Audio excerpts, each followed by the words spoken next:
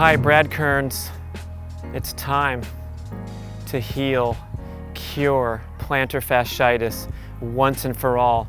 I'm not kidding. I promise you, we're going to get it done. It's going to be vastly simpler than you think if you've been suffering for a long time, like I did for 15 years on and off with this most painful and horrible of all injuries on the planet. Okay, there's worse, but plantar fasciitis can really suck. If you wonder if you have it, it's that waking up with total stiffness and pain in the heel area, often a burning sensation, or at the end of a run, or when you put shoes on, or at the end of a day on your feet, you feel like your heel's about to explode and burn up.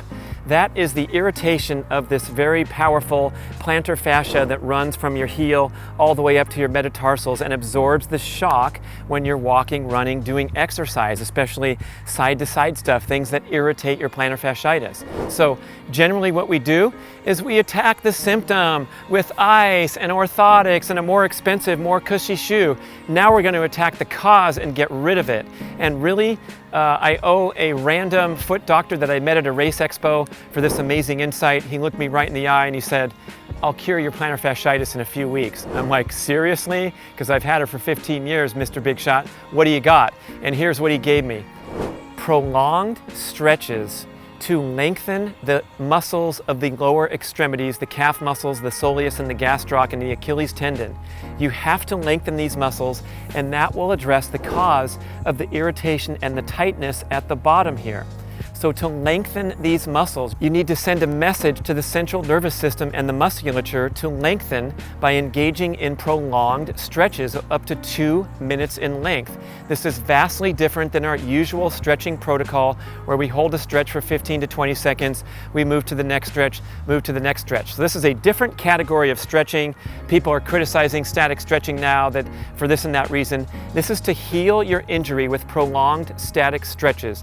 I'm sure you're familiar with the popular wall stretch that runners engage in where you're trying to push on the wall, and basically what you're doing is you're extending your rear leg either straight, so in this case I'm stretching the soleus muscle, the two cords that run all the way down the side of your calf. You can see the separation there because I dehydrated myself for 7 days for this video shoot, but that's the soleus.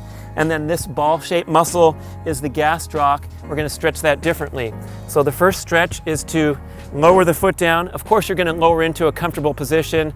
So you're going to adjust how far away you are from the wall if you're inflexible. I'm going to put this puppy pretty far back because I'm pretty flexible. And I'm going to engage a stretch up and down the soleus muscle and into the Achilles tendon and all those insertion points at the heel there. Okay, yeah, been there, done that. Do this stretch before every run, after every run.